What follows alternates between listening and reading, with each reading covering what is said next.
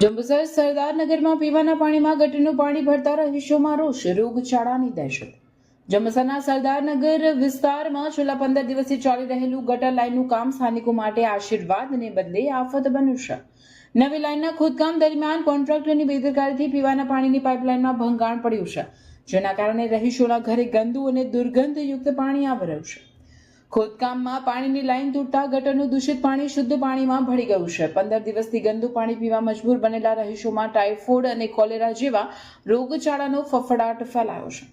સ્થાનિક કાઉન્સિલર અને તંત્રની મૌન સેવતી ભૂમિકા સામે લોકોમાં ભારે આક્રોશ જોવા મળી રહ્યો છે. સ્થાનિકોએ ચીમકી ઉચ્ચારી છે કે જો તાત્કાલિક ધોરણે પાઇપલાઇનનું સમારકામ કરી શુદ્ધ પાણી આપવામાં નહીં આવે તો ઉગ્ર આંદોલન કરવામાં આવશે. કોઈ પણ જાનહાનિ માટે સીધી જવાબદારી તંત્ર અને કોન્ટ્રાક્ટરની રહેશે. સરદારનગરની નવી વસાહતમાં પાણીની લાઇનમાં ગટરનું પાણી ભરતા હાહાકાર. 15 દિવસથી તંત્ર ઘોર નિદ્રામાં. શું તંત્ર કોઈ મોટી બીમારીની રાહ જોઈ રહ્યું છે? ગટરનું કામ જ્યારથી ચાલુ કર્યું છે નવી લાઇનનું ત્યારથી 15-20 દિવસ થયા છે તો પીવાના પાણીમાં વાપરવાના પાણી બધામાં ગટરનું મિક્સ પાણી આવે છે.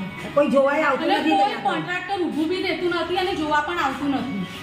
પહેલે તો અમને ગટરની કોઈ પ્રોબ્લેમ નથી, નવી લાઈન નાખવાની જરૂર જ નથી, પણ જ્યારથી કામ ચાલુ કર્યું છે ને ત્યાર પછી ગટરો પણ ઉભરાય છે, પાણી પણ મિક્સિંગ આવે છે. 15-20 દિવસથી ગટરનું મિક્સ પાણી આવે છે. બધાને વારાફરતી ઘરો ઘર ઝાડા વામીટો થાય છે.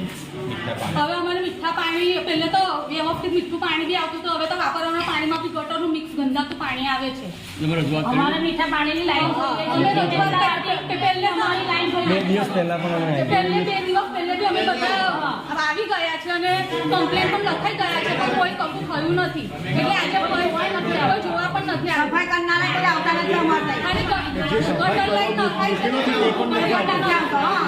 સફાઈ કરવાનો ભય જે પૂરતો તે નથી લેવાતી તો આખા મહિનાની અંદર 2 ડોક આવે છે અને અમારે કોઈ સફાઈ નથી થતી અને અમારે કોઈ સુવિધા નથી મળતી. તો આ લોકોને કઈ ખુશી બેઠા બેઠા કઈ પૈસા જ વાપરવાના મળે છે. લોકોને સરદારનગરમાં કેટલું બધું પછાડો છે. અમારે મહેમાનગીરી આવે તો બી બધા એવું કે એટલું સરદારનગર પહોંચ્યું છે. તમારે કામ ચાલુ અમારે મીઠા પાણીની સુવિધા જોઈએ. અરજીના રજૂઆત કરવા આવ્યા છે પણ કોઈ અધિકારી અહીંયા છે જ નહીં. પરમ દિવસે હવે તો તમને એવું કીધું કે તમે તમારી મેટર જાઓ, થઈ જશે તો થઈ જશે. 3 દિવસ પણ કોઈ કંઈ અમારા સરદારનગરમાં પણ કોઈ જોવાઈ નથી આવ્યું. વોટ લેવા હોય તો ફટાફટ આવી જાય. બધા ઘરે ઘેર પાણીના ખાટલા છે, ઘરે ઘેરથી છોકરાઓ બધા ઘરનો બધો હોસ્પિટલમાં જ છે અત્યારે. કોન્ટ્રાક્ટર તો કોઈ ઊભું રહેવા પણ નવાઈ નથી. લાઈન તૂટી એમના રીતે કરી ખાડાપુરી જતા રહે છે. એમને કોઈ જવાબદારી નથી કે જોવાનું. આવું જોવું તો પડે ને એ લોકોને. એટલે